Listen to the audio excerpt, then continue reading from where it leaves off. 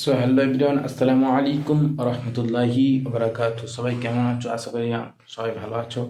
আজ আমরা দুজন মিলে যাবো দাদা হুজুরের মাঝে জিয়ারত করতে। এর নাম হচ্ছে ইয়াসিন, আমার নাম হচ্ছে ফরিদুল। এই দুজন মিলে যাবো রাত্রেবেলা দাদা হুজুরের মাঝে জিয়ারত করতে। আর রাত্রেবেলা ফুরফুরা দরবার শরীফের ভিউটা কত সুন্দর তোমাদেরকে শুধু দেখাবো। ভিডিওটি ভালো লাগলে ছোট ভাই হিসাবে চ্যানেলটি সাবস্ক্রাইব করে দেবে। গাইজ দেখা পাচ্ছ, এই গাড়িটা নিয়ে আমরা এখন যাবো দাদা হুজুরের মাঝে জিয়ারত করতে। ভিডিওটি শেষ পর্যন্ত। তো গাইজ দুজন রওনা দিচ্ছি, চলো দুজন এখন যাচ্ছি মাজারের দিকে সাইকেল নিয়ে। ভিডিওটি শেষ পর্যন্ত দেখো, ভিউটা দেখো গাইজ, ছোট হুজুরের মাজার শরীফ। শুধু রাত্রে ভিউটা শুধু দেখো কেমন কত সুন্দর। তো দুজন দেখতে দেখতে অনেক দূর চলে এসেছি। হ্যাঁ, রাত্রে ভিডিওটা না দেখা পাচ্ছ কত সুন্দর, কত সুন্দর ভিউ দেখো। আর হুজুরে মাজারের দিকে চলে এসেছি আমরা। দেখা পাচ্ছ দাদা হুজুরে মাজারে চলে যাচ্ছে না, শুধু ভিউটা দেখো দাদা হুজুরে মাজার।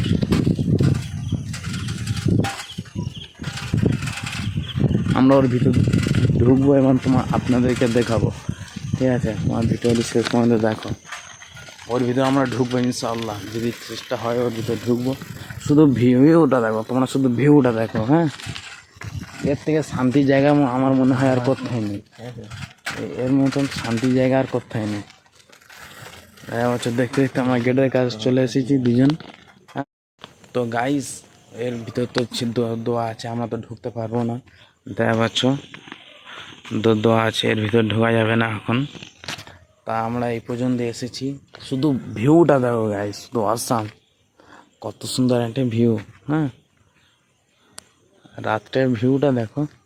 এর ভিতরে এখন দোয়া আছে, এর ভিতরে ঢোকা যাবে না। তো গাইস, আমরা দুজন চলে যাচ্ছি এখন। তোমরা মাজারের সামনের ভিউটা শুধু দেখো, মাজারের সামনের ভিউ এটা। হ্যাঁ,